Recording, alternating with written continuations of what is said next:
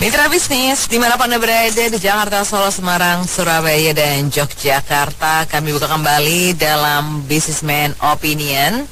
Bagi yang ingin berpartisipasi bisa telepon di 50 918877, WhatsApp call di 0816 924 924. Gabungan Industri Kendaraan Bermotor Indonesia kembali mengeluhkan besarnya pajak kendaraan di Indonesia, bahkan bisa dibilang tertinggi di kawasan ASEAN di bawah Singapura. Sebagai perbandingan, mobil Avanza 1500 cc buatan Indonesia, di Indonesia pajaknya bisa sampai 4-5 jutaan. Sementara di Malaysia hanya kurang dari 1 juta, bahkan di Thailand pajaknya hanya sekitar Rp200.000. Apa komentar Anda mengenai besaran pajak kendaraan di Indonesia ini?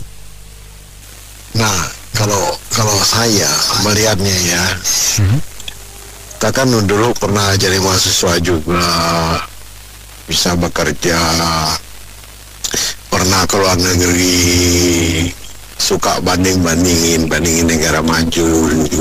Nah, kalau kita lihat negara maju itu dimulai apapun namanya pemberantasan korupsi apapun, ya hukum itu harus tegas dan gak bisa dikompromi kayak negara-negara berkembang ini.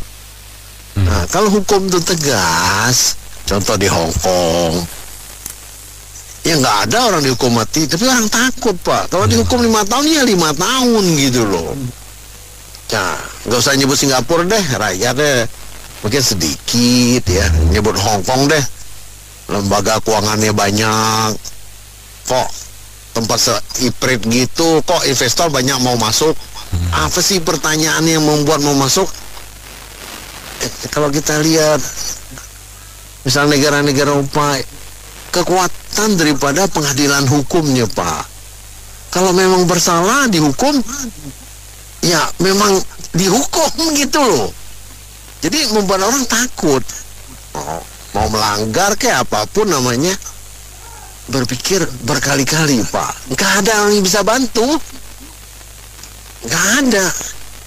Nah, di situ membuat pelaksana negara maupun rakyatnya sama-sama takut. Nah, menurut saya begitu ya. Yang ada di dunia ini ya, saya lihat ya. Senang sekali ya kemarin demo besar-besaran itu, saya sangat senang sekali karena apa, Indonesia ini bagaimanapun ya harus berubah dan tidak boleh ditindas oleh segelintir orang ya, yang mana mereka itu sangat menikmati keringat rakyat. Ya, jadi dengan selama ini pemerintah itu menerapkan atau memutuskan pajak, mereka sangat tinggi, tapi tidak jelas keperuntukannya dan tidak transparan, sehingga ke depan saya berharap sekali melalui tim BO ini, kalau bisa ada beberapa orang kemudian yang kritis-kritis, yang istilahnya berpengetahuan cukup, kemudian mentorat pemerintahan itu sepertinya melempem, nggak jalan ya. Jadi kita mesti ada eksternal yang mana mungkin kita sebagai independen yang bisa memantau, memonitor kebijakan-kebijakan itu dengan sangat-sangat kritis. Nah, makanya ke depan saya sangat berharap juga bahwasanya masyarakat Indonesia ini tidak boleh nerimo, nurut, manut, apalagi ya, yang jelas selama ini kenapa rakyat Indonesia diperlakukan oleh pemerintah semena-mena, itu karena semuanya itu salah masyarakat sendiri, salah rakyat sendiri. Kenapa? Karena diinjak mau,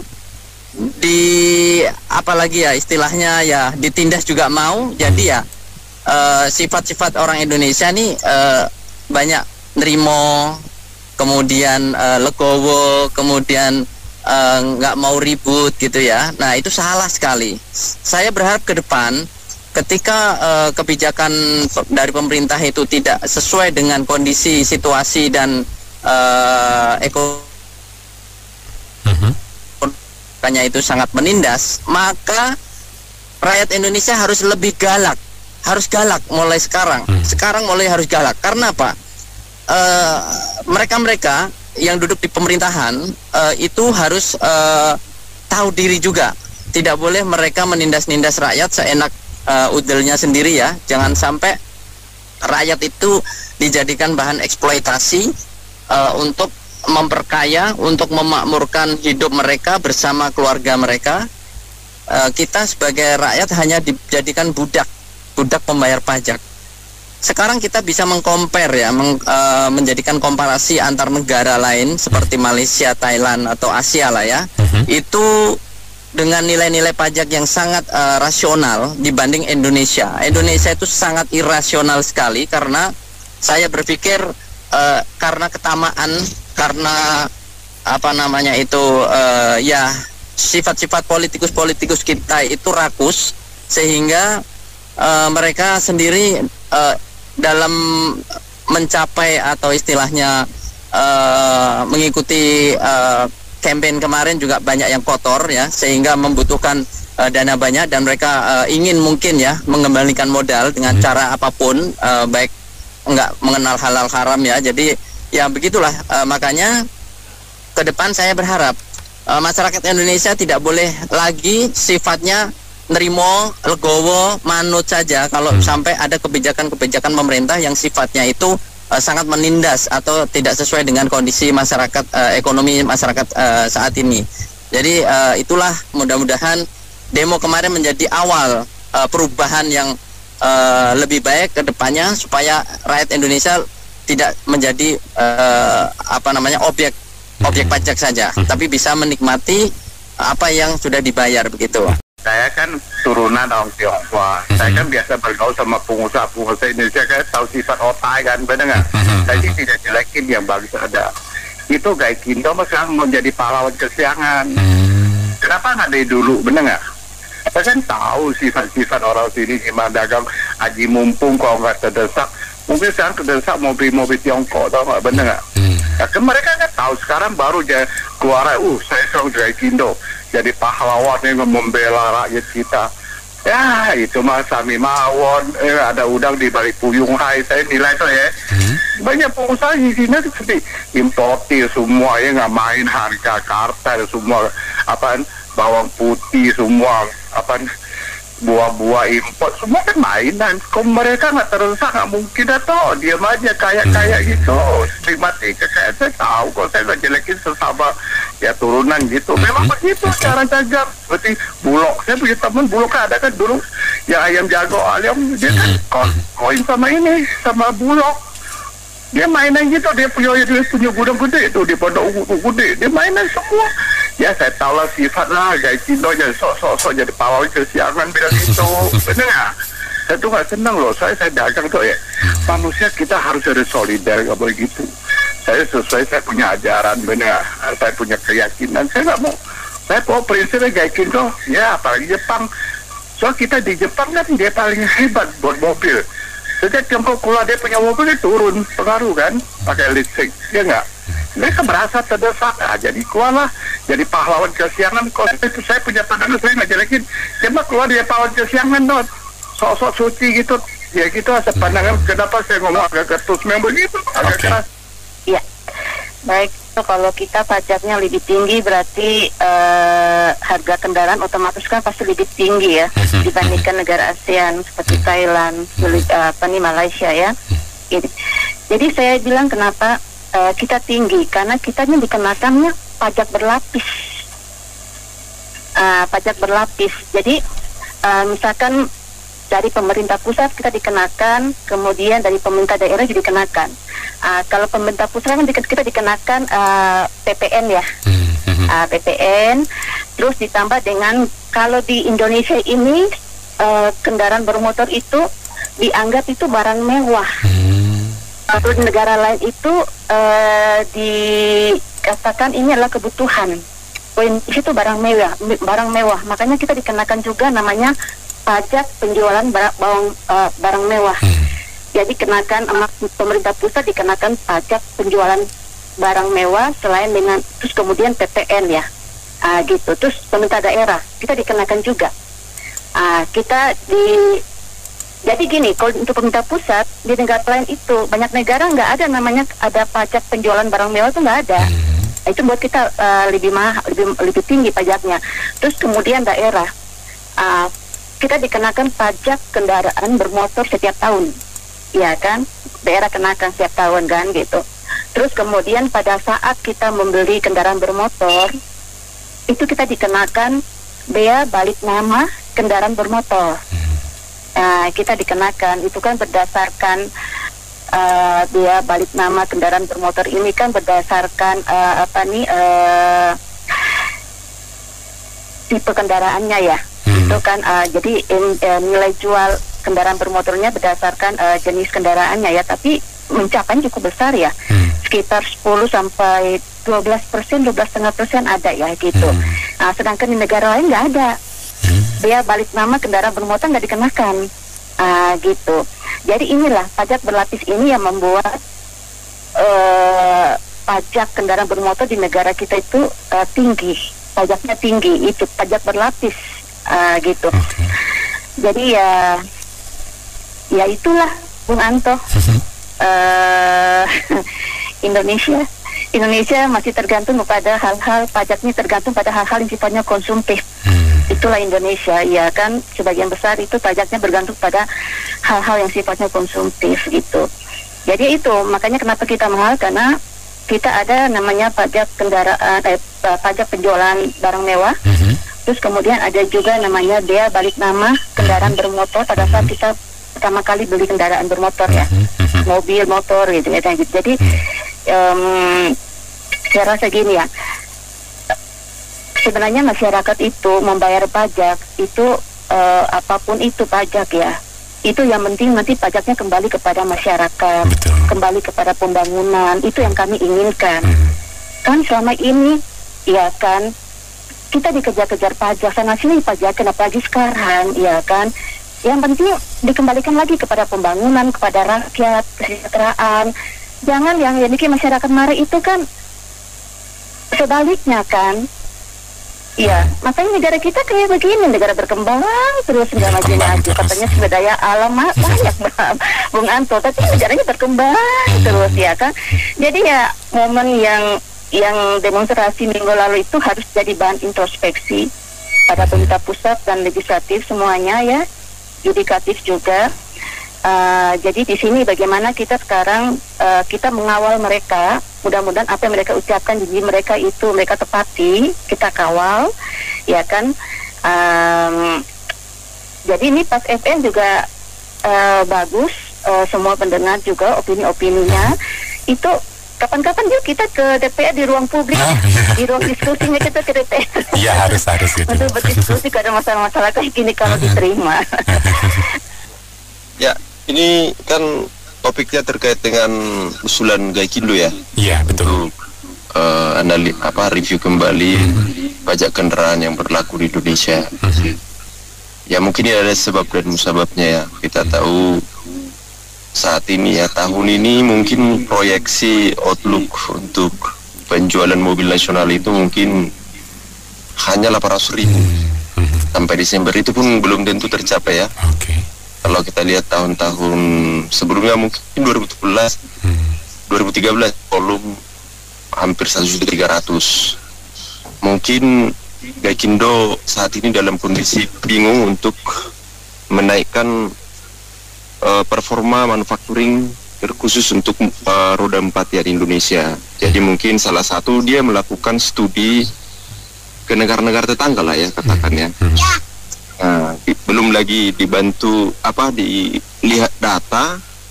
Kalau Indonesia ini kan rasio kepemilikan mobil masih kecil ya dibanding negara-negara tetangga. 99 dari 1.000 penduduk ya yang punya mobil. Kalau negara tetangga 250, katakanlah Thailand 250 dibanding 1.000. Malaysia mungkin 50% ya, 500 orang banding 1.000. Nah, oleh karena itu saya pikir usulan Gaikindo itu sangat bagus. Tapi kenapa baru sekarang? Nah, itu pertanyaannya ya, kenapa nggak dari dulu? Ini apakah ada muatan politis atau gimana? Ini harus tanya. Jadi saya mendukung karena ini akan menguntungkan rakyat. apalagi kemarin ada demo masalah pajak-pajak ini segala macam ya. Tentu ini momentum ya supaya diturunkan itu, karena sekarang mobil Indonesia bukan hanya kelas atas lagi ya, kelas menengah ke bawah juga udah menjadi barang kebutuhan untuk keseharian gitu ya. Artinya akan menjangkau kelas menengah juga gitu. Itu akan menolong dan dibantu juga nanti mendorong manufacturing roda 4 di Indonesia ya, otomotif yang ada di Indonesia ini, karena produksi kita di Indonesia saya pikir udah sampai 2 juta ya secara produksi installment capacity terpasangnya ya. Cuman yang terpakai baru 800.000 sampai 1 juta secara domestiknya gitu ya. Jadi dari saya pribadi itu harus didukung. Cuman yang menjadi pertanyaan itu muatan politis atau gimana? Apakah ada persaingan dengan mobil listrik dari China atau manufakturing Jepang mulai tertekan? Nah, ini harus dicari. Tapi secara keuntungan buat masyarakat saya pikir bagus. Biarin lah, yang punya mobil pasti orang kaya. Bisa aja. Nah, kalau yang punya angkot gimana? Betul, cuma pajak DC doang udah. Itu aja. Gua kayak kebetulan di rumah sakit biar aman. Nah, loh. Kemarin kan saya ambil 2 tuh di rumah sakit Siloam ya. Lumayan. Nah, sehari itu pajaknya kan 5.000 kali 24 tuh udah 120. 3 hari udah 310.000. Kali 2 udah 100.000. Gara-gara nggak bener saya kehilangan duit 720.000 tuh. Kemarin, waduh. Bener ya, saya masukin ke Siloam 3 hari tuh. Jumat sampai Minggu malam lah saya ambil tuh. Ini judulnya parkir nih, parkir, bukan pajak kan. Makanya gue bingung, 720 murah amat. Itu 3 hari om. Oke. Lumayan juga, nggak bisa buat beli gitu om. Sebenarnya sih gini, kalau mau dipajakin mahal-mahal tuh harusnya dilihat dari kondisi sama nilai mobilnya gitu. Kalau mau pajak mahal ya harusnya kalau CSS saya bilang nggak berlaku sih om ya. Kan sekarang itu pun juga banyak kok yang harganya mahal. Iya. Apa yang CC gede tapi kalau di zaman bawah ya jadi mahal-mahalin lah, kasihan juga kan. Kayak mobil kan ada penyuka mobil klasik kan ya, yang CC-nya 3.000, 4.000, mereka jangan dikasih pajak mahal, kasihan juga gitu loh. Jadi dikasih pajak mahal ya kayak Ferrari, Lamborghini, gitu ya. Lamborghini gitu, Gono. Apa gitu. Pokoknya mobil-mobil mahal lah pokoknya, kayak Lexus, apa segala macam. Nah, itu sih mungkin pajaknya berkali lipat sih boleh, tapi kalau kayak kayak mobil segi si angkot ya kelas-kelas sejuta umat Avanza mahal lah, kasihan itu kan. Iya. Itu harga yang dapat dijangkau oleh masyarakat kelas kecil, kelas menengah gitu loh. Iya, benar. Ya kalau untuk itu sih ya paling mampunya segitu aja sih kalau untuk yang kelas-kelas, maaf ya. Kayak saya ini kan masih anggota MPR ya kan, masyarakat penghasilan rendah. Jadi iya, kalau saya baca di media sih ya, pajak kendaraan kita dari total harga kendaraannya bisa 40% ya. Sampai 40% ya Pak itu hitungannya ya? Iya, kalau yang import ya. Iya. Iya, jadi itu termasuk tinggi ya. Maksudnya ya tadi dibandingkan dengan negara lain gitu. Iya, jadi kalau saya lihat sih gini ya. Kalau memang pemerintah menganggap bahwa yang beli mobil itu orang yang punya penghasilan lebih gitu ya, itu pemerintah harus ini juga dong ya, ketika pajaknya dipungut itu harus ada kompensasi terhadap pembangunan lalu lintas jalan gitu. Artinya bahwa misalnya jalan rusak diperbaiki dengan cepat gitu kan, walaupun itu bukan jalan tol yang berbayar gitu. Terus juga fasilitas-fasilitas terkait dengan jalan itu juga baik gitu ya, untuk mengurangi kemacetan dan lain-lain. Jadi pajak itu bermanfaat gitu. Tapi kalau pemerintah cuma menganggap bahwa dilihat dari penghasilan tinggi harus dibebankan pajak tinggi gitu, dengan alasan itu supaya masyarakatnya lebih adil gitu ya. Itu kurang tepat ya. Artinya bahwa pemerintah juga harus bijak gitu dalam menggunakan pajak masyarakat gitu untuk proses pembangunan, bukan untuk digunakan hal-hal yang misalnya tidak efisien atau efektif atau malah bahkan dikorupsi gitu. Benar. Jadi pengenaan pajak juga harus wajar gitu. Artinya bukan hanya ini ya, apa maksudnya harus wajar dalam arti supaya masyarakat juga bisa hidup dengan baik gitu.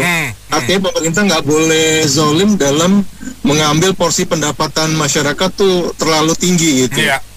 Jadi ya tadi selain pembangunan jalan ya saya juga menyarankan kalau bisa fasilitas transportasi umum atau publiknya itu terutama yang berbasis rel itu diintegrasikan gitu dengan lebih luas gitu ya, sampai dengan kalau perlu terminal bis yang dulunya terminal bis ini menjadi stasiun kereta api gitu, sehingga masyarakat dengan lihat fasilitas tersebut orang beralih juga gitu naik angkutan umum yang lebih cepat dan nggak kena macet gitu. Itu aja Pak Ben, makasih. Itu tahu nggak saingannya Gaikindo sopo? Siapa Pak? Nggak ada saingannya. Kan Gaikindo kepanjangannya apa? Gabungan industri kendaraan toh? Ya. Kan tidak ada saingannya. Jadi kalau dia bilang terlalu tinggi ya terlalu tinggi. Benar-benar tinggi berarti ya. Coba ada Gaikindo perintis, Gaikindo perjuangan yang ada musuhnya, itu pasti dia nggak berani ngomong tertinggi bro. Itu baru anomali. Kalau sekarang anu beli sama anu mobil ya. anomali. Nah sekarang anu beli mobil, anu moli gitu loh. Di mobil kan. Nah sekarang aku mau tanya Om Ben. Ini dia mau turunnya maksudnya apa? Biar harganya lebih murah atau profitnya lebih banyak gitu Om Ben. Harus jelas. Jangan hanya disuruh tunjangannya diperinci segala macam. Gaikindo juga harus minta rapat dengar pendapat sama DPD, tanyain coba lu breakdown harga mobil lu berapa, harga bannya berapa, keuntungan lu berapa, pajak berapa. Nah kalau profitmu kegedean turunin harganya, jangan minta pajak dikurangin. Kedua setelah mobil pada laku itu mobil mau pakai di mana? Emang sih dituntut kayak lapis legit. Ada-adanya nanti nih Om Ber ya, gue punya tanah 1 hektar, gue bikin gedung parkir. Bener. Sewa harian itu kan peluang bisnis, tapi ya nanti izin untuk bangun gedung parkir nggak boleh oleh swasta, adanya negara yang bikin. Gue kalah lagi. Memang ini semua di negeri kita ini asal ujung pangkal akarnya itu korupsi Mbak. Kenapa bisa sampai semahal itu? Nggak sesuai dengan pendapatan masyarakat. Bayangin aja kalau misalkan kayak driver Grab bongkar kayak begitu kan berat loh Mbak. Terus terang saya juga punya mobil pick up nih Mbak. Bayangin aja, saya kan mobil pick up itu kalau harga resmi kirnya berapa Mbak? Cuma 100.000. Bayangin setengah tahun. Gara-gara korupsi itu berapa tau nggak? 350.000 mobil pick up doang. Lu UMKM, usaha kecil saya dikenain 350.000 karena korupsi. Kalau nggak dibakal lolosin Mbak. Ada aja, ini lampunya beginilah, redup lah, begini kentut lah, nggak bakal dilolosin. Walaupun ikut jalur resmi sampai antri 10 kali nggak bakal lolos. Kalau udah dikasih 300.000, 350.000 itu setengah tahun. Bayangin aja, saya setahun harus kir 2 kali 700.000. Bayangin aja, belum tambah STNK-nya sekitar, kalau pick up itu sekitar 1,7. Udah berapa? Udah ngelebihin Avanza, mobil penumpang. Bayangin aja. Sekarang saya begini nih Mbak, kondisi negara kita, bukan orangnya ya. Dulu waktu zaman kita reformasi, zaman saya waktu juga saya pernah ikut kan pada kuliah, ikut reformasi demo-demo begitu tahun 98 itu. Nah, zaman-zaman yang dulu penggeraknya masih kayak Ardian Apitutu, Fahri Hamzah, Fadli Zong, itu kan aktivis-aktivis mahasiswa.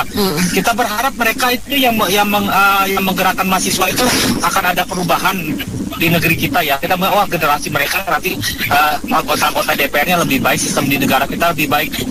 Sekarang mereka udah menjabat di kursi DPR, ingat nggak sama perjuangan mereka? Ada kentut itu. Ingat gak Mbak waktu lagu Iwan Fals yang tikus-tikus kantor itu, yang nyanyi gini, wakil rakyat harusnya merakyat. Kalau sidang jangan jangan tidur. Jangan tidur. Kalau sidang soal rakyat, soal apa? Ada perubahan nggak selama 30 tahun, Mbak?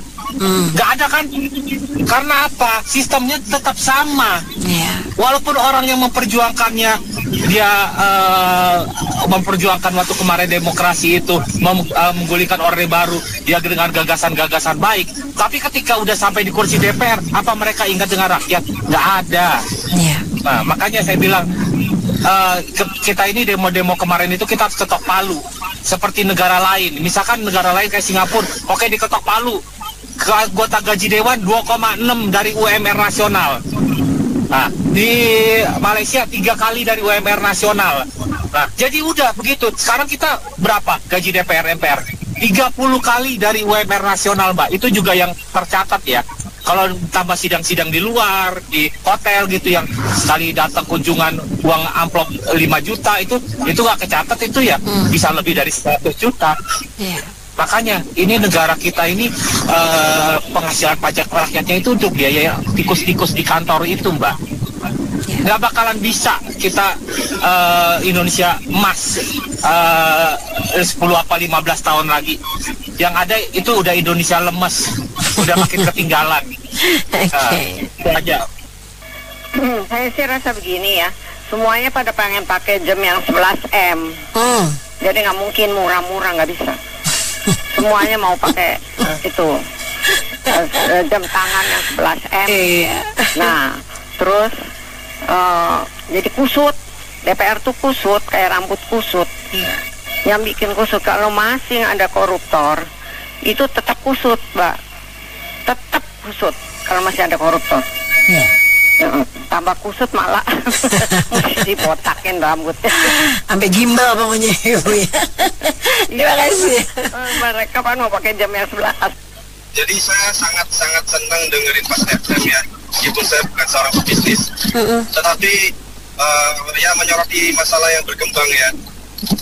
Apapun itu ya, pokoknya yang diutamakan harusnya rakyat ya. Karena gini, kalau mengenai pajak, pajak ini kan tinggi banget ya. Tadi ngomongnya tertinggi di South Asia ya. ASEAN ya. Ya kan?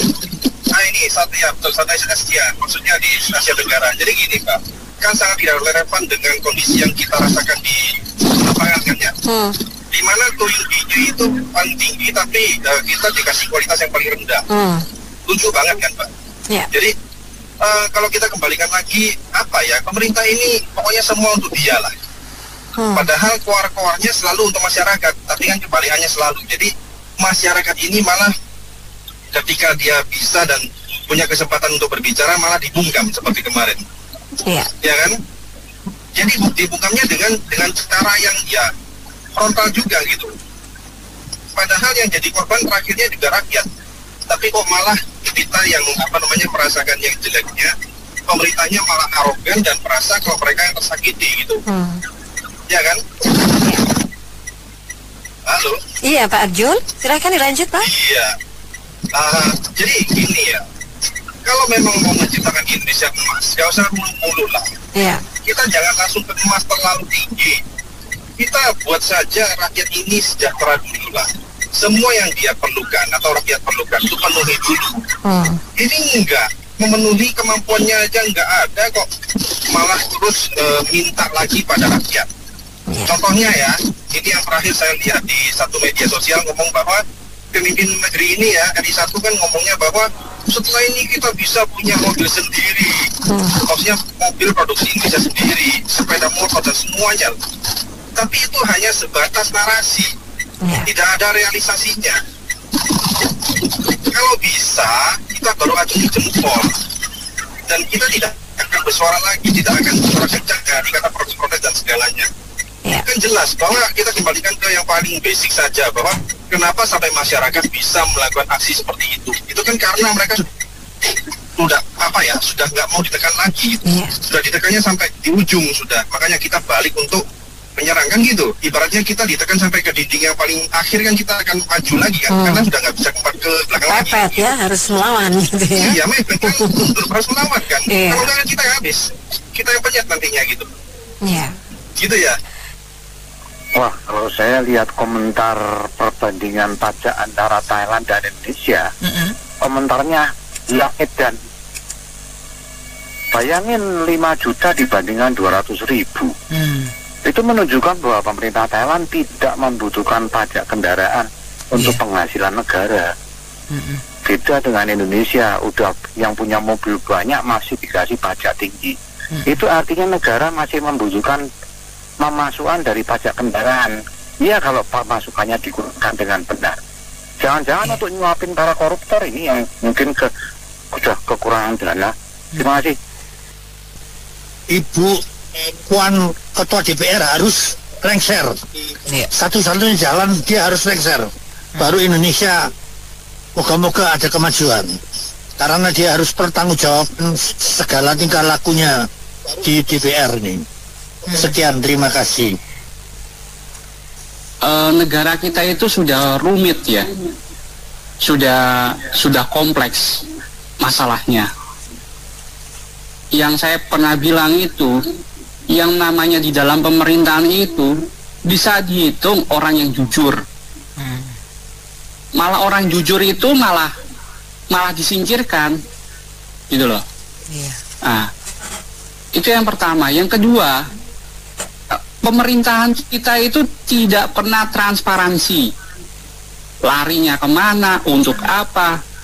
Kalau kalau untuk pembangunan daerah, uang itu pembangunan daerah, pembangunan apa? Mentok-mentok aspal, gitu kan? Aspalnya aja kualitasnya bisa dilihat. Katanya hot mix pura-pura atau gimana, nggak ngerti, gitu kan? Belum lama udah banyak tambalan. Nah, terus apa lagi?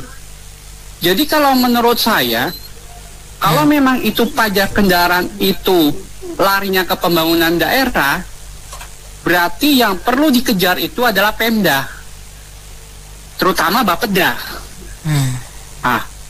Iya dong. Iya. Kalau sekarang Bapeda saja sampai sekarang detik ini merasa aman, nggak pernah di demo. Saya bukan mengajak orang demo ya, tapi harus dipertanyakan kemana uang-uang yang berguna untuk pembangunan daerah. Benar nggak, Mbak? Iya. Nah, termasuk jaminan-jaminan untuk orang miskin, gitu loh. Untuk pendidikan, untuk sosial, untuk ekonomi, untuk semuanya, itu berapa persen? Maksudnya itu benar-benar disalurkan atau tidak? Gitu kan? Kalau itu tidak, itu harus dirombak, reformasi total juga sistem birokrasinya, gitu loh. Nah, dan yang poin ketiga, pihak polisi terutama Samsat itu harus transparansi. Hari ini mereka pendapatan berapa ratus juta, diperuntukkan apa, dilaporkan kemana, lari kemana, dan sebagainya, gitu loh. Nah, terus berikutnya adalah pajak, soal pajak mahal. Itu indikatornya apa, gitu kan? Iya. Harusnya lah sekarang kalau pajak mahal dengan harga mobil second itu nggak sebanding, Mbak. Bener nggak? Iya.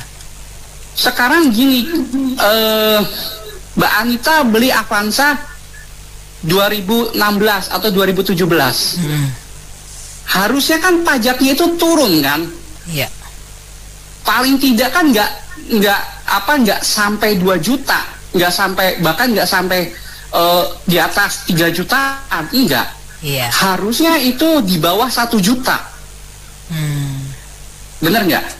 Nah, mobil saya aja tahun 75 itu aja pajaknya aja masih hampir 500.000, gitu loh.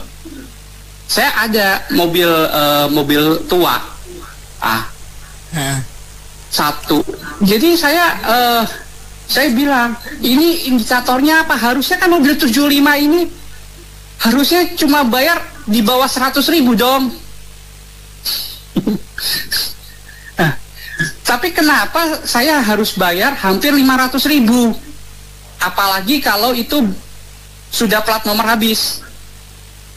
Gitu loh. Kan ada 4 tahun tuh biasanya kan ganti plat ya Mbak. Kalau ganti plat itu kan harus bayar inilah, bayar ini, dan itu lebih dari bisa 700, 800, bisa bayangin, gitu kan? Nah uangnya itu kemana? Itu indikatornya apa? Kenapa kok di Malaysia bisa semurah itu? Maksudnya bisa berapa tadi, sekitar 1 juta ya Mbak? Iya. Itu tahun berapa? Yang baru itu? Iya. Nah, kenapa di Indonesia nggak bisa? Jangan-jangan ini juga ada persoalan dengan DPRD nih, dugaan saya, gitu kan? Itu juga harus direformasi juga tuh DPRD. Mereka kerjanya apa? Gitu kan? Buktinya apa? Masalah sampah di daerah-daerah juga bermasalah. Ya enggak? Sekarang kayak sampah sendiri, itu tanggung jawabnya siapa? Gitu loh. Terus kerjanya bagian sampah mana? Apa tanggung jawabnya? Sampai ada yang korupsi. Bayangin tuh. Jadi menurut saya ini sudah kompleks. Jadi memang ini kembali lagi, presiden harus peka. Jadi kalau presiden nggak peka, hanya berpikir kepentingan negara hancur. Iya. Aku tuh baru lihat ya, ternyata rakyat kita ini nanti bisa disimpulin ya, Menena. Rakyat kita itu dipandang sama netizen asing itu akibat kerusuhan kemarin ya. Netizen asing Korea, Jepang dan gitu-gitulah ya, bilang, oh ternyata Indonesia tuh begitu, pajaknya sebesar itu, kehidupan rakyatnya seperti itu, tapi kok bisa tetap utuh ya, kok tetap anteng ya rakyatnya. Gue jadi mikir, ini sebetulnya kita ini dipuji apa dijeblosin ya? Kita ini gitu. Bukan, itu mah dijeblosin toh Bu. Gimana sih? Kok tetap anteng? Ya karena nggak bisa mikir. Iya, jadi wah gawat nih. Kan lu diam gitu. Lu kok diperlakukan begini? Lu anteng aja gitu. Jadi gue tuh membaca itu, alumni pengangguran jadi nggak baca ya. Itu gue lagi nyoba jadi pengangguran. Kalau gue sobek-sobek lu gitu kalau gue yang komen. Iya, dia bilang gitu, kok bisa tetap utuh gitu. Padahal gapnya antara parlemen sama ini jauh, pejabatnya sama gitu. Terus gue mikir, ini sebenarnya dia muji kita, penjeblokin kita ya. Karena alasannya itu, kalau utuhnya karena kita patriotisme, kita nasionalisme tinggi ya. Tapi kalau alasannya itu kalau gue sobek-sobek gitu. Masalahnya pajak kita paling tinggi, ya kan? Setiap apapun itu kita paling tinggi lah ya. Kecuali harga diri, gaji kita. Tapi kok nerimo gitu kesannya ya kayaknya. Itu dia, mereka seakan-akan mau ngomong gitu. Kalau nerimo aja gitu. Ternyata kerusuhan kemarin itu dipandang mereka bukan kita dianggap rakyat yang bagaimana brutal gitu. Justru pemerintahnya lah yang jatuh di mata dunia saat ini. Iya, betul sih. Ya, makanya sekarang presiden kita lagi store muka nih ke China. Ke Beijing ya. Iya kan? Seakan-akan mau bilang, negara gue baik-baik aja, udah pulih lagi gitu. Padahal tetap aja PBB udah menyorot, Al-Jazeera. Jadi pemerintah kita itu suka dengan kepalsuan gitu loh. Nah, gitu sih ya. Jadi ya itu simpulin sendiri lah. Sebenarnya negara ini yang membebani ini siapa sebenarnya? Negara tanpa kemajuan, apalagi 10 tahun ke belakang, itu kita carut-marut lah semuanya. Negara kita ini dibebani oleh segelintir manusia atau rakyat. Ya nggak Mbak? Kenapa saya bilang begitu? Kalau saya bilang segelintir manusia yang mengelola negara ini, tunjangan mereka bermacam-macam. Nggak sedikit uangnya.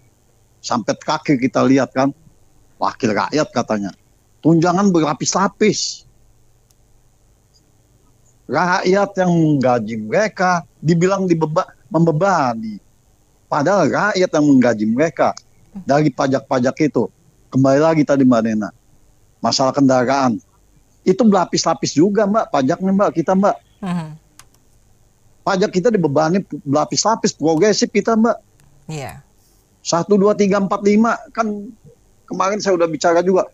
Mobil saya sekian berlapis-lapis, motor saya sekian berlapis-lapis. Itu kita pertanyakan uangnya kemana. Katanya pajak pendapatan negara ini dapatnya dari pajak banyak.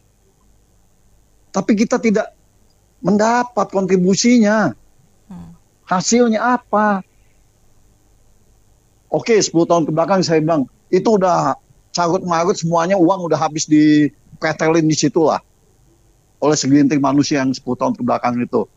Inilah jadi beban kita sekarang semuanya. Kita dipajakin. Yang kita pertanyakan kembali lagi, ini pajak kendaraan yang berlapis-lapis ini uangnya kemana? Saya bertanya lagi, sumber daya alam kita ini banyak. Dari pertanian, dari perkebunan, dari kelautan kita, pertambangan kita. Uangnya kemana? Sekarang kita ini hidup dipajak-pajakin semuanya. Tadi saya mendengar katanya ada yang merampas aset-aset pejabat kita. Dibilang kita merampas. Nah kalau mereka yang merampas aset-aset rakyat bagaimana? Mereka masih bisa berdadah-dadah. Masih bisa menikmati. Ya kita berharap, cobalah. Segelintir manusia yang mengelola negara ini, berempatilah. Fokuskan untuk negara ini maju, jangan untuk negara dibebani oleh segelintir manusia ini. Oke. Rakyat pun tak disejahterakan. Yeah. Jangan rakyat dibikin susah, tapi mereka bersenang-senang, dipertontonkan kehidupan mereka ini. Lihat mereka masuk kantor, mobilnya nggak ada, yang ecek-ecek. Kita main-main ke DPR, ke DPRD, nggak ada yang mobil ecek-ecek kita lihat. Mobil Avanza, mobil apa, nggak ada kita lihat. Mobil wah semuanya. Dari mana uang mereka? Harusnya mereka berkaca dari sana. Oke, baik. Dan kembali lagi saya bilang, founding father kita ini, mereka berjuang tanpa memikirkan jabatan apa, anak saya apa, cucu saya dapat apa nanti. Mereka nyawa taruhannya. Siap. Kita lihat, para Bung Hatta tidak bisa mereka membeli sepatu. Agus Salim, kita lihat juga mereka. Itu berkaca ke sana mereka harusnya semuanya. Sekarang ini semuanya pajak. Tapi kontribusi ke rakyat, ke negara ini tidak ada. Nol besar, gitu saja. Memang dari dulu kan hanya mengandalkan pajak. Mobil di Indonesia bisa ada yang PPN inilah, ada itulah, harga sampai berkali lipat dong. Kita jangan membandingkan Singapura ya. Singapura udah berbeda ya. Karena Singapura faktor populasinya dikit, mereka menciptakan transportasi umum yang udah sedemikian rupa bagusnya sehingga mobil udah mahal sekali. Tapi tentu perbandingan kita apple to apple dengan negara tetangga kita dan lain yang lebih kurang bersama. Indonesia hari ini, Gaikindo pun Anda harus, asosiasi Anda dengan industri mobil juga harus bicara. Mobil Indonesia terlalu mahal. Mungkin mereka juga mengatakan karena pajak dari pemerintah. Tetapi mereka juga mengambil untung terlalu besar. Sebab kenapa hari ini kita melihat nyata, mobil-mobil China datang. Walaupun sebagian besar listrik, sebagian besar ada juga mobil konvensional. Mereka melakukan penyeimbangan harga. Ternyata ada loh harga yang bisa di bawah 20%, 30%. Ya kan? Terhadap pemerintah pun sebenarnya pajak itu udah bukan sumber satu-satunya. Pemerintah harus kreatif. Nggak bisa lagi. Dan kreativitas pemerintah melalui seorang Prabowo, dia udah selayaknya menggunakan menteri-menteri udah generasi muda. Jangan dengan kepentingan politik pakai menteri yang tua-tua itu lagi. Mereka nggak bisa berpikir kreatif. Anggota legislatif pun nggak bisa berpikir kreatif mereka. Lihat negara-negara maju itu anak muda. Bahkan Perancis itu seorang presiden yang umur 30-an udah jadi presiden. Harus berpikir kreatif semuanya. Sama juga saya kebetulan, saya dulu cukup lama di industri perbankan. Perbankan juga dari dulu selalu mengandalkan margin dari spread bunga interest. Itu pun zaman. Nggak bisa lagi. Kalau mengandalkan itu, bank itu seolah-olah masih oke, tetapi nggak sehat. Indonesia masih terjadi industri perbankan. Jadi saran saya kepada Gaikindo, Anda boleh aja mengatakan pajak, dan pemerintah pun harus sadar, jangan semua dengan pajak lagi. Tetapi merubahnya nggak gampang sih, nggak seperti membalikan telapak tangan. Kembali ke isu yang paling getol kita sampaikan ke Pak Prabowo. Tetap dari Anda eksekutif, legislatif, Anda kasih contoh kepada kita yang benar. Jangan korupsi, tegakkan aturan dengan baik. Itulah yang kita harapkan. Tetap Indonesia adalah negara kita. Ini temanya pajak ya, Mbak Nina ya. Pajak kendaraan. Pajak. Kalau kita compare sama Singapura, kita kan di bawahnya ya. Singapura. Kalau Singapura berapa, Mbak? Untuk komparasinya berapa? Oke, sebentar ya. Lanjut, aku cari dulu. Yang jelas itu lebih murah ya. PR ya. Iya. Kalau dibandingkan sama Singapura, kita di bawahnya ya jauh ya, Mbak ya, untuk PDB ya, pendapatan per kapita kita kan juga jauh lah ya. Jadi kalau kita hanya di bawah Singapura, ya inilah cerminan ya Mbak ya, bagaimana kurang kreatifnya ya. Kurang kreatifnya itu penyelenggara negara ya. Seharusnya kan Malaysia saja lebih rendah ya. Saya rasa PDB lebih murah. Iya, lebih rendah ini ya pajaknya ya. PDB pendapatan per kapita Malaysia yang notabene. Ya, Singapura lebih tinggi dari Indonesia ya, Mbak. Iya, Ya, karena mereka sudah negara maju ya. PDB pendapatan per kapitanya jauh lah di atas kita ya. Memang sebetulnya kalau untuk tadi perbandingannya merek Avanza buatan Indonesia ya. Kalau memang itu dipergunakan, biasanya itu kan banyak dipergunakan untuk ibaratnya sejuta mobil sejuta umat. Sejuta umat gitu, berarti kan sudah digunakan untuk publik ya, rakyat kebanyakan lah ya gitu. Jadi lebih bijak mungkin kalau untuk brand-brand yang Eropa ya, atau brand-brand yang harganya itu oke lah ya. Tapi ini memang berbanding terbalik ya Mbak. Penghasilan tunjangan ya, yang pembantu rakyat yang di Senayan itu saja teksnya itu dibebankan ke APBN. Saya nggak ngerti tuh kok logikanya gimana ya. Berarti selama 80 tahun ini mereka ngemplang pajak, nggak bayar pajak. Nihil. Ya bagaimana kita nggak bocor ya, nggak defisit 80 tahun ini APBN kita gitu loh. Nah ini perlu dievaluasi. Kalau perlu tunjangan-tunjangan mereka, siapapun ya, eksekutif, legislatif, yang neko-neko, yang golek-golek loh Mbak. Tunjangan iki yang nggak perlu. Bayangkan tunjangan beras tadi ya, Bu Akbar bilang kan tadi ya 12 juta. Sedangkan bos mereka, juragan mereka di bawah itu cukup dikasih untuk bansos itu 300.000 Mbak per bulan. Jadi bos mereka ini, juragan mereka ini yang bayar sedekah untuk mereka ini kasih remah-remahnya aja. Kan emang nggak tahu diri ya. Saya tanya sama ada tetangga saya lansia itu, mbah-mbah itu hanya 300.000 loh. Jangan itu pun dikenakan untuk gesek sembako yang mana cukup gitu ya Mbak ya. Jadi saya nggak habis pikir ya ini. Jadi nah kalau perlu itu pertama tadi kan penghasilan mereka yang tunjangan saya neko-neko itu loh ditiadakan ya. Kalau memang ada yang urgensi ya, tapi itu tetap teks mereka itu dikenakan pribadi ke personal, jangan dibebankan ke APBN. Saya gumun ya ini ya.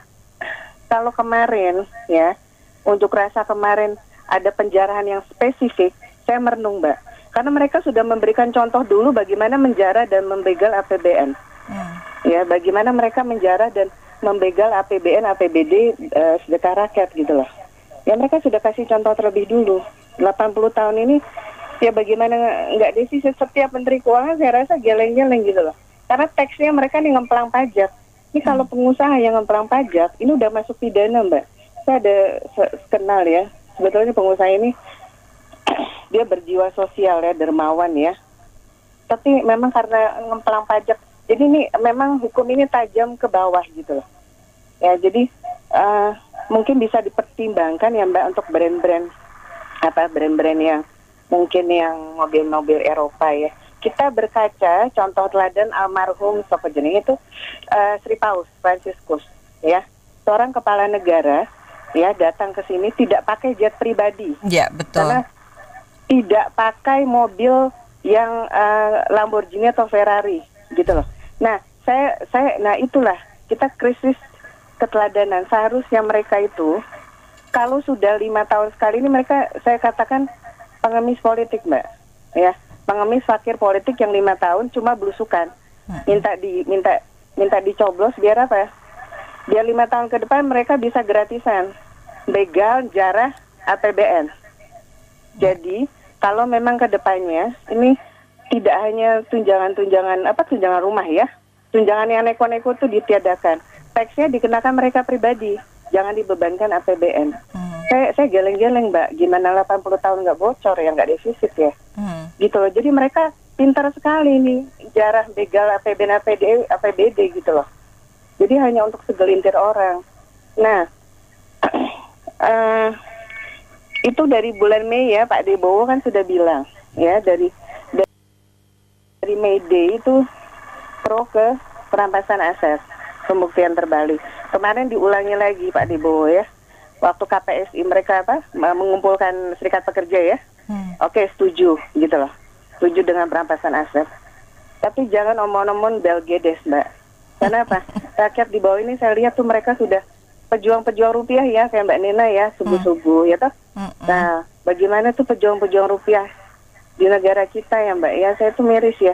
Mereka bergelut dengan bermacet-macet ya, naik MRT, LRT, sedangkan ini jongosnya kita ini nih yang naik yang ya ampun, saya nggak habis pikir ya, nggak tahu diri gitu loh. Ya ini pembelajaran gitu loh ya. Jadi pajak ini, teks kendaraan bermotor mungkin bisa di-adjustment dengan penghasilan Mbak ya, penghasilan pendapatan ini ya, karena mungkin mereka, saya cermati kadang mereka beli itu untuk ini Mbak, untuk untuk cari penghasilan itu loh, taksi online ya. Nah, jadi kan mereka untuk mencari penghasilan dari situ. Jadi ini memang pembelajaran. Kita tunggu saja ini ya. Jadi kalau omong-omong belgedes ya percuma ya. Iya, saya bingung ya. Yang ketua DPR yang katanya mengayomi wong cilik itu ngadepi wong cilik kabur ngacir gitu loh. Bingung baik. Saya. Baik. Kalau nggak becus itu mundur ya. Karena apa? Kita beban APBN kita nggak berat. Banyak kok 280 juta nih yang bisa kok yang baik. Nah, jadi saya catatan saya ini ada contoh ya Mbak, sebentar saya penutup saja. Ini yang anak 14 tahun dia mengembalikan itu ya, jam Richard Mille yang 11 miliar. Bayangkan Mbak, ini jongos kita beli jam segitu ya. Nah ini yang anak 14 tahun ini bisa dijadikan contoh. Kalau perlu itu disita semuanya. Saya rasa Syahroni itu lebih mulia itu kembali ke profesi awal Mbak, tukang ojek payung sama semir sepatu. Kita ngomong mau ngebandingin sama negara lain, bicara nasionalisme, pejabatnya aja nasionalisme apa ya enggak? Ya kita wajar. Beberapa kali kan saya bilang adik saya nggak akan mungkin balik ke sini, nggak akan mungkin karena ekosistemnya nggak dibentuk oleh negara kita. Mereka sibuk korupsi. Kita bicara nasionalisme, ya nggak Kak?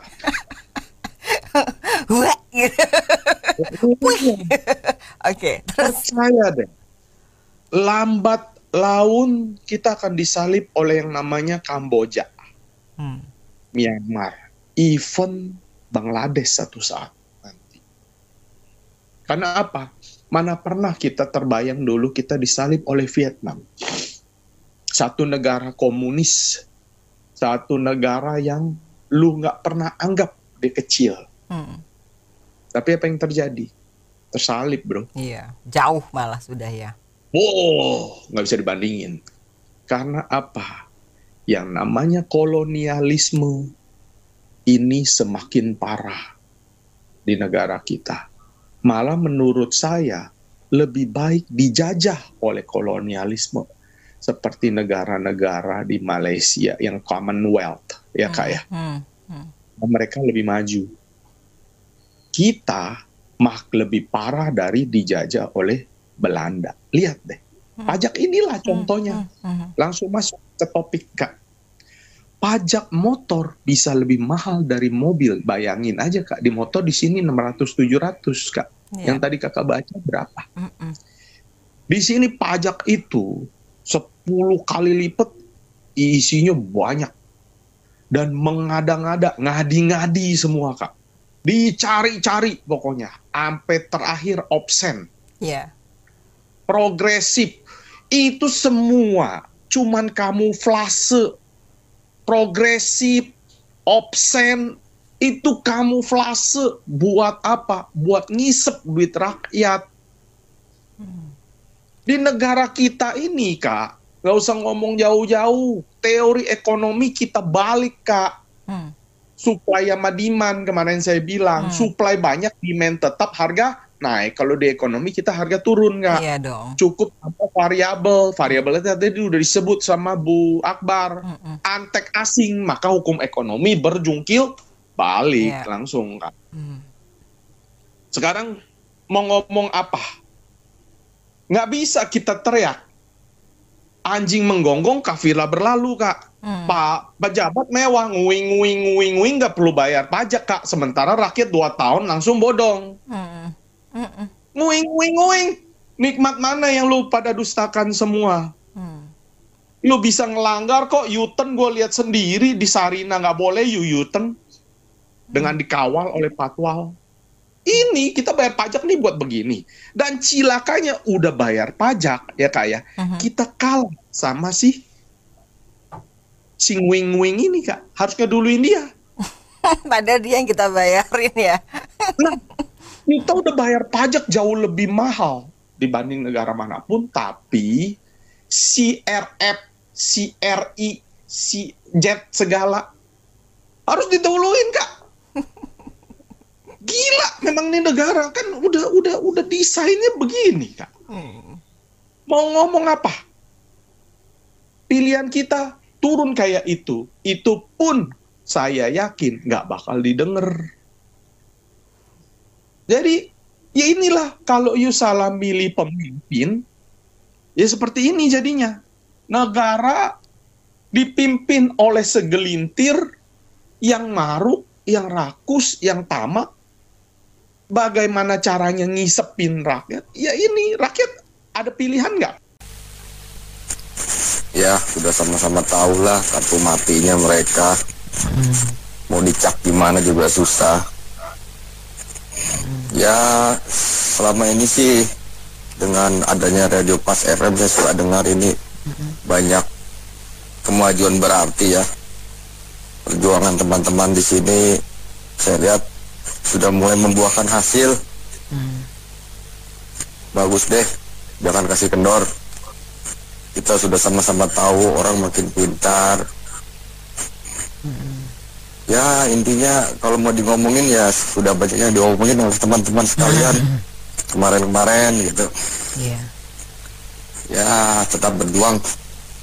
Orang yang tahu tapi diam lebih menyedihkan daripada orang yang mau partisipasi, memberikan pengetahuan-pengetahuan yang berguna buat masyarakat yang masih belum tahu atau belum ngeh atau belum sadar. Ya terus berjuang teman-teman. Salam respect. Udah mulai membuahkan hasil tuh. Ya mungkin karena udah terbiasa ya, udah lama gitu loh. Baru sekarang mungkin mereka penjualannya menurun kan komponen mereka kan banyak yang dikurangin. Saya nggak bisa dicari di YouTube ya model yang misalnya tahun ini sama tahun-tahun sebelumnya ya banyak yang dikurangin kualitasnya, banyak yang dihilangin, misalnya penutup bawah mesin nggak ada, shock breakernya diganti yang lebih di bawahnya ya. Nah mungkin udah dicoba-coba gitu, mungkin ganti materialnya segala macam, tapi tetap mahal gitu. Jadi mungkin ya dari perusahaan kan mereka kan mau tetap jualnya, istinya gimana caranya biar jadi terjangkau ya, dia minta ya ini ke pajaknya ini, komponennya ini yang dikurangin. Karena dari dulu kan mereka nggak protes, sekarang baru protes. Nah, jadi ya demi kelanjutan perusahaan ya begitulah, karena masyarakatnya daya belinya nggak membaik. Ya sekarang ya pajak yang terakhir ini opsen ini aneh gitu. Masa dia bilang mau bagi pendapatan daerah dengan pusat, jadi daerahnya langsung dapat, tapi dia tambahin, orang mah membagi kan yang dulu dibagi, dia nambahin satu, jadi satu ini buat daerah. Jadi bahasanya itu kadang-kadang kita nggak ngerti gitu loh. Membagi atau menambah, harusnya kan nggak usah ngomong membagi. Harusnya bilang aja nambah gitu loh. Yang ini yang udah ada ini tetap pusat, yang nambah ini, nah ini buat daerah. Gitu cara ngomong sama saya, kayak Trump gitu loh. Trump bilang, oh kita akan kenakan tarif ke India. Yang bayar ternyata harusnya dibilang saya akan kenakan tarif ke penduduk Amerika, karena kan yang bayar penduduk Amerika. Nah cara ngomongnya ini yang kayak menyebabkan orang salah persepsi, seakan-akan si Trump itu bela rakyatnya, padahal enggak gitu loh. Nah kayak gini-gini nih, aduh, menyesatkan gitu loh. Bilang mau membagi tapi malah menambah sebenarnya. Oke, thank you. Baik, mitra bisnis, kami cukupkan sampai di sini dulu sesi Businessman Open untuk kali ini. Saya Anita Wijaya.